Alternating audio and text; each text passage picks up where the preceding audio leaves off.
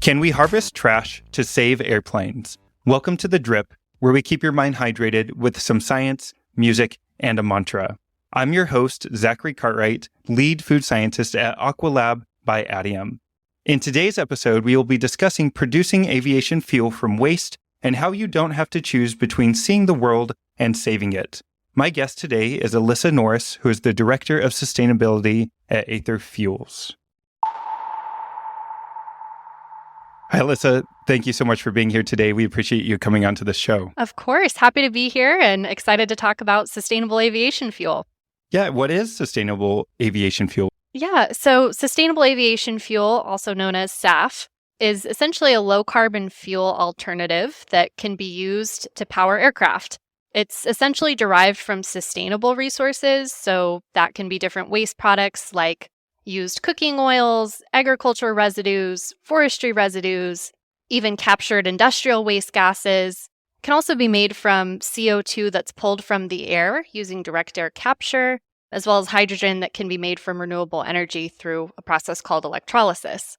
But chemically, SAF, sustainable aviation fuel, it's almost identical to traditional fossil jet fuels. So it can be blended with traditional jet fuel and just lowers the carbon intensity of flight and of aviation. And why do we need SAF? Why is it important? Well, first and foremost, it reduces greenhouse gas emissions, and that's a really big thing.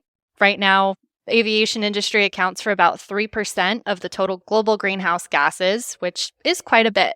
So SAF can drastically reduce that.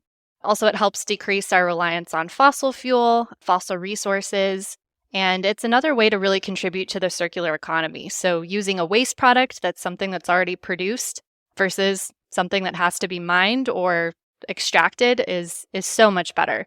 Also, just kind of along with the greenhouse gas emissions, helps mitigate other climate change impacts. So again, using those waste products in a better way. And lastly, the aviation industry as a whole is really keen on sustainability for those main reasons, and this just further supports it. And is this something that's used in commercial aircraft now, or when was it first introduced? Yeah, it's actually used on the market today.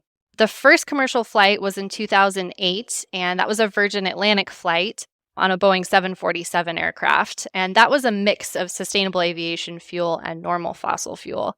But just last year, in 2023, there was the first commercial transatlantic flight that used 100% SAF. It was on a flight called Flight 100, and it flew from London Heathrow Airport all the way to New York JFK. And that one used 100% SAF, and that was on a Boeing 787. So really exciting progress in the last 10 plus years. And are there other groups or other companies that are known for using SAF? And is it spreading quicker now? Yeah, so almost all of the large major airlines like United, JetBlue, Alaska Airlines, Delta, they all have commitments and use SAF. And we're seeing more and more airlines either interested or starting to use SAF today.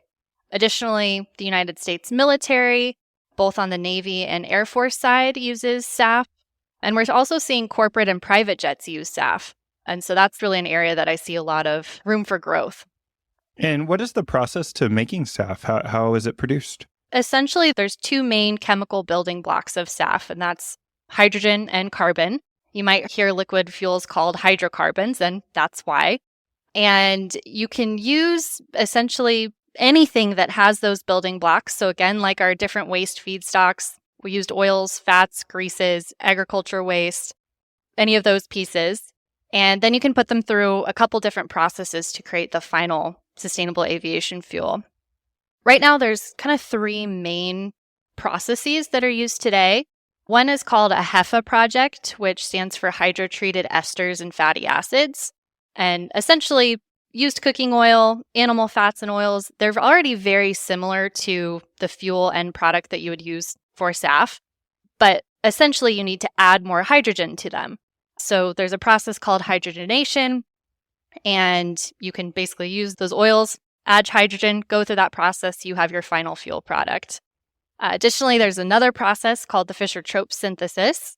This can take any carbon material, and the first step is basically breaking down that carbon-containing material into a gas. That's something called a synthesis gas. And that gives essentially the carbon building blocks to create that fuel later on. But the Fischer-Tropsch process then takes those gas parts. There's a chemical reaction that it uses a catalyst and additional heat. And then the carbon and hydrogen building blocks create that liquid fuel on the other end. And then lastly, this is starting to get more traction. It's an alcohol to jet conversion. So alcohols traditionally have more, well, they do have oxygen in them. And with alcohol to jet technology, the oxygen is removed, therefore just leaving you with the hydrocarbons. So those are the three main pathways that we see today. And does your company use a specific one of these pathways, or do you kind of dabble in all of them? Yeah, we do. So we've innovated around the Fischer-Tropsch pathway. So that's our pathway. Our company's innovated around the first step of the Fischer-Tropsch system. So essentially breaking down those materials, that's where we've really innovated. And then the upgrading step, which is taking that partially finished fuel and then turning it into the final SAF product. And with my background, I'm always interested in the role that moisture plays in this process and how moisture relates to the safety or maybe the quality of these types of fuels. Is that something that you're able to talk about? Yeah, so just like normal traditional fossil fuel, water and jet fuel don't mix. We really don't want water in our final product. Water is considered a contaminant, and ideally, we want no water, no moisture at all. But it's almost inevitable that there's going to be some water and moisture that ends up in that fuel product. So there's three different kinds of water that can be present in kind of the final fuel product. One is called dissolved water, water that's dissolved all the way through the final fuel. It's invisible to the naked eye. If you had a glass of fuel, you wouldn't even see it, but it vaporizes during combustion. So that's not something that we're really worried about. Secondly is suspended water, and that's a little bit more concerning. If you hold up, again, your little flask or your little jar of fuel, it might appear dull or cloudy. And that means the water's, just fully suspended through that fuel sample. But typically, some of that will vaporize, and it's not the end of the world. And then lastly, we have something called free water.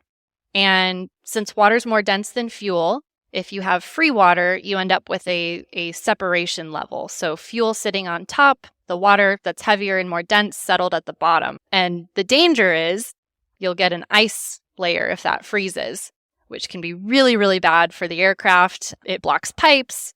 So that's what we don't want. So certainly don't want water in our end fuel. And there's certain kind of normal steps to take for both SAF and normal fossil fuel.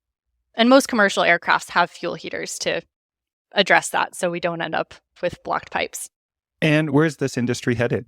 So I'm very optimistic, obviously being in this industry. I think that there's going to be a lot more increased production and increased adoption.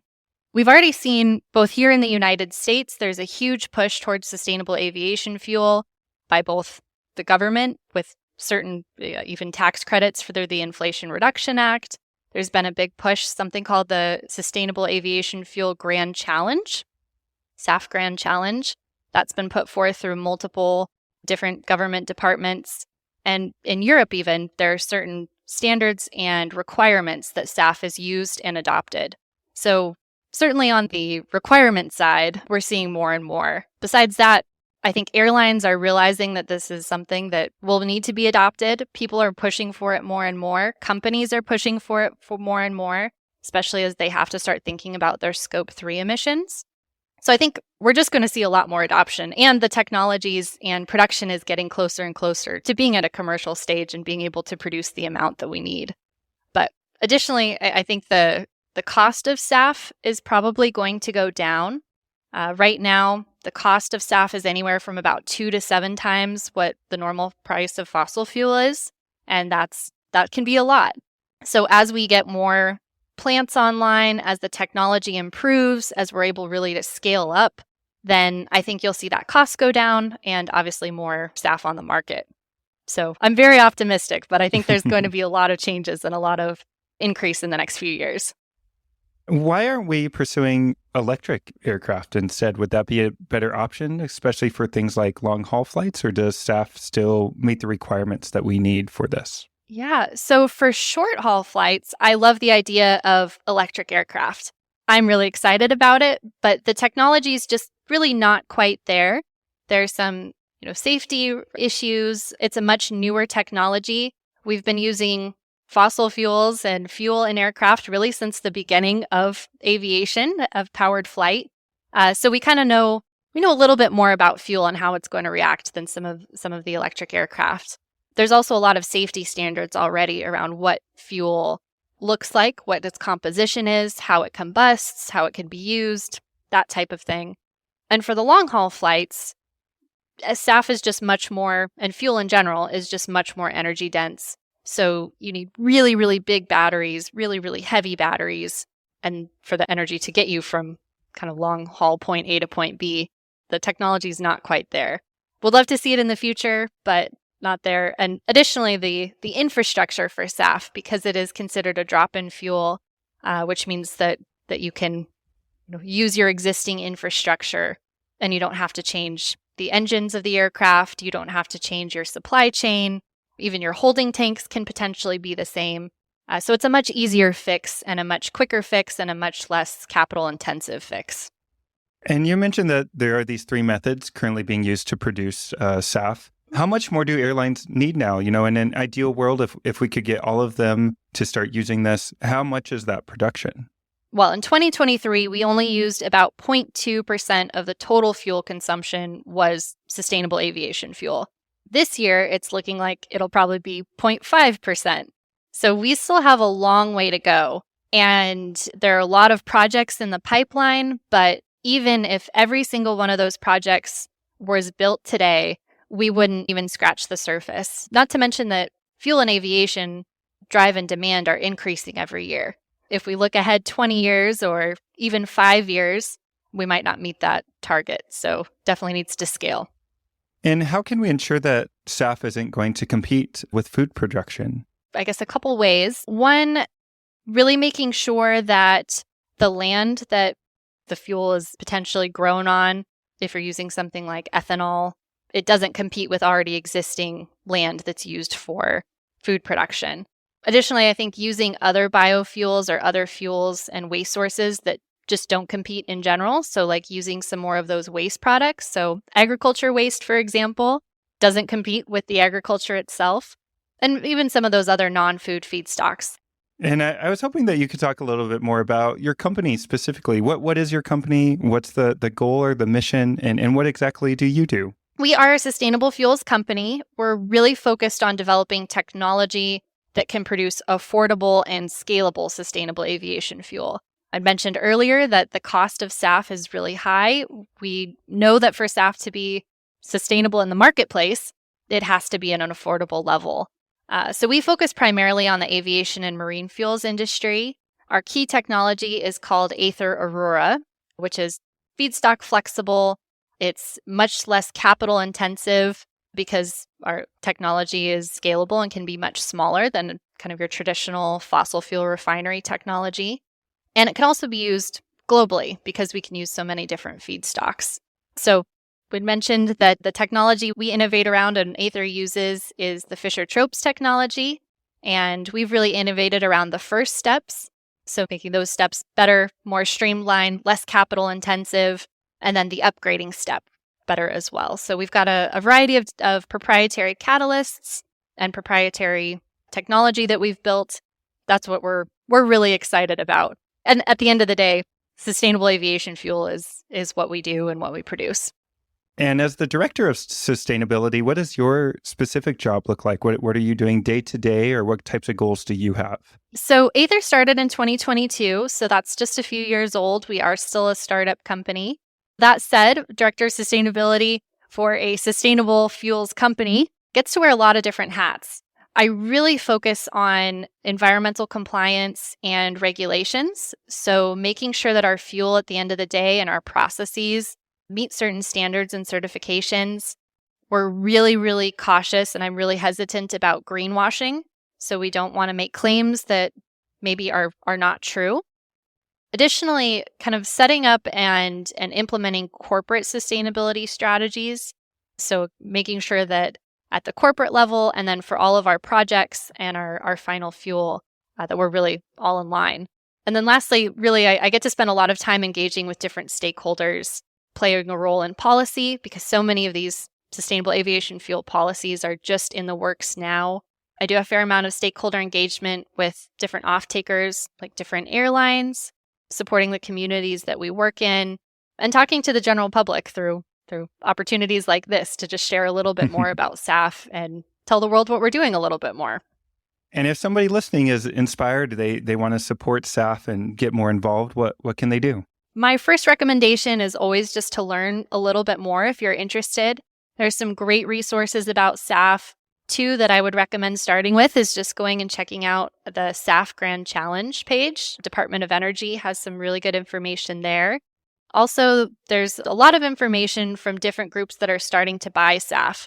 One of those groups is called the Sustainable Aviation Buyers Alliance, and they have a series of programs and information that's really the SAF 101.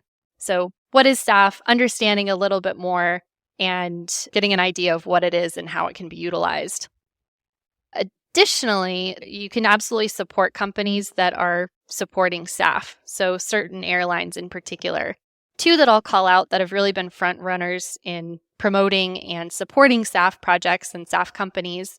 One is Alaska Airlines. So just a couple months ago, they released their online booking option. So when you book a flight, you can donate and support their SAF efforts.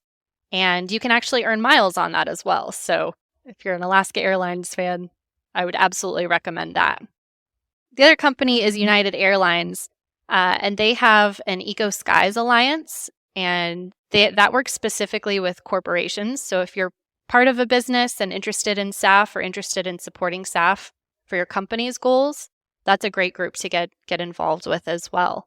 And then lastly, just try to stay informed. And if you see anything on LinkedIn or there's a lot of different conferences, just starting to get involved and understanding more about SAF and the different types of SAF. One of the really cool things about SAF is that almost every single community here in the United States or abroad has an opportunity for SAF production and SAF generation, as well as, aviation really connects us all. I think just understanding how your community might already be engaging with SAF projects or could engage with SAF projects is a great step as well. I just booked a flight on Alaska Airlines and I noticed that option. And now I'm glad I know what this is all about. So thank you so much for clarifying that. And hopefully that's helpful to some listeners as well. I want to switch gears a little bit and ask you about your music recommendation. What music or song or genre have you brought with you today? So speaking about aviation and things that are up in the air, my recommendation would be Defying Gravity from the Broadway show Wicked. And Wicked, the movie, is coming out soon. And I am very, very excited about that. My favorite character is Elphaba. And one of my favorite quotes that she says is that in that song, everybody deserves the chance to fly. So related to the topic today, I think sustainable aviation fuel definitely ensures that people will get a chance to fly sustainably and hopefully for generations to come. So I would definitely recommend Defying Gravity from Wicked. And what mantra or what saying did you bring with you today? Something that maybe motivates you or brings some balance to your life? When I was growing up, The Lorax was one of my favorite Dr. Seuss books and favorite books in general. If you haven't read it, I would highly recommend. It's about a 3-minute read, I think. But one of the quotes that The Lorax says is, unless someone like you cares a whole awful lot, nothing is going to get better. It's not. And that's something that I think about pretty much every day with sustainability is that, someone has to care, someone has to make it better, even if it's not always easy. Sometimes it's important to just take a step back and realize that, someone has to care and sometimes that's you. So figuring out what you care most about and making sure that your energy and your time and your talents are going towards that, I think are really important.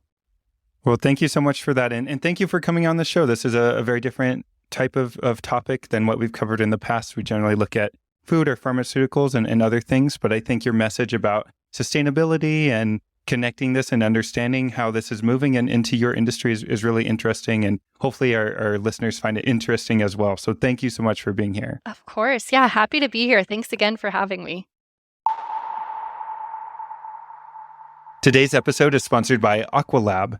In this episode, we briefly touched on how moisture can affect the safety of fuels. Did you know that Aqualab has a superior method for measuring water in fuels, as well as oils and lubricants? These types of samples are extremely high in volatile components, making moisture methods and most water activity sensors incapable of getting an accurate reading. To overcome this challenge, a tunable diode laser, or TDL, can be used to accurately, precisely, and quickly evaluate the water in fuels, oils, and lubricants. A link to an application note on the tunable diode laser technology and how it works for oils and lubricants will be in the podcast description. Today's song recommendation is a track I just found called Ice Cream Paint Job by So Down. This is just such a vibrant fusion of both electronic bass music with definitely some strong hip-hop influence. This track blends groovy beats with heavy bass lines, creating an energetic, dance-worthy vibe. So Down's signature saxophone elements add such a smooth, jazzy touch that contrasts perfectly with the driving, futuristic drops. This song's rhythm and layers of sound keep it really engaging, making it such a great addition for anyone who enjoys a mix of electronic funk and also dubstep. It's a feel-good track that brings a lot of flavor to any playlist. Check it out using the link in the podcast description. Finally, to round out this episode, I will be offering another mantra. As a reminder, a mantra can be a single syllable, a word, or a phrase that you repeat to yourself to feel calm, motivate yourself, or to express something you believe in. This episode mantra is, "It's not their job to like me, it's mine." I'm going to repeat this 3 times, and maybe you, the listener, can say it to yourself, or maybe even out loud. Here we go. It's not their job to like me, it's mine. It's not their job to like me, it's mine. It's not their job to like me, it's mine. As you keep this mantra in mind, I also challenge you to think about what are you the most proud about in your life and why. Thank you so much for listening to this episode. My name is Zachary Cartwright, and this has been another episode of The Drip brought to you by Aqualab. Stay hydrated and see you next time.